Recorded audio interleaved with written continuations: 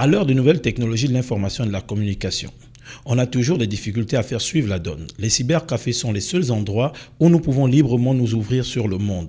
Mais ces cybercafés, qui œuvrent pour la vulgarisation des nouvelles technologies de l'information et de la communication, sont exposés à de nombreuses difficultés. Un cybercafé à Libreville n'est pas une chose aisée, parce que réunir les documents administratifs, c'est un parcours de combattant. On a 3 taxes à payer avec la mairie. Chaque fin d'année. On a une autre taxe qu'on appelle la taxe municipale qu'on paye. Donc finalement, la taxe municipale, c'est quoi? La taxe de propriété, c'est quoi? L'autre taxe de propriété encore qui est derrière, c'est quoi? Alors, on a l'agrément, on a la patente. Et je ne vous calcule pas le nombre de taxes qu'on paye encore derrière tout ça. On a plus de 20 contrôles par année.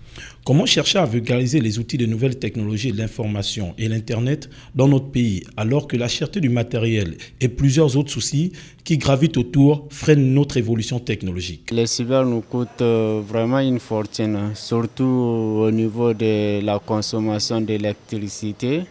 Ça, c'est un point. Et au niveau de la facturation aussi des Gabon Télécom. Ce qu'on déplore dans ce qu'ils font, c'est que la charge au niveau de la connexion diminue, mais la qualité de la connexion se détériore. Mais quand un client arrive et qui n'arrive pas à accéder à une simple page de Gabon News, par exemple, vous conviendrez avec moi qu'ils ne sont pas tentés de revenir dans la même journée et surfer. La question des ordinateurs. Jusqu'au jour d'aujourd'hui, les ordinateurs continuent à coûter très cher au niveau du Gabon. Le Gabon, notre pays, a entamé sa marche résolue vers l'évolution technologique et ne semble vouloir reculer devant rien.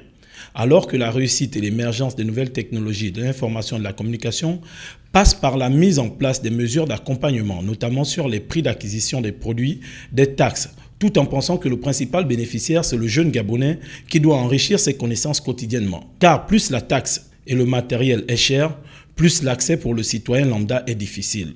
Malgré le fait que les maisons de téléphonie mobile proposent des nouvelles techniques pour accéder à Internet, autant les prix de produits grimpent davantage. Quelle politique mettre alors en place?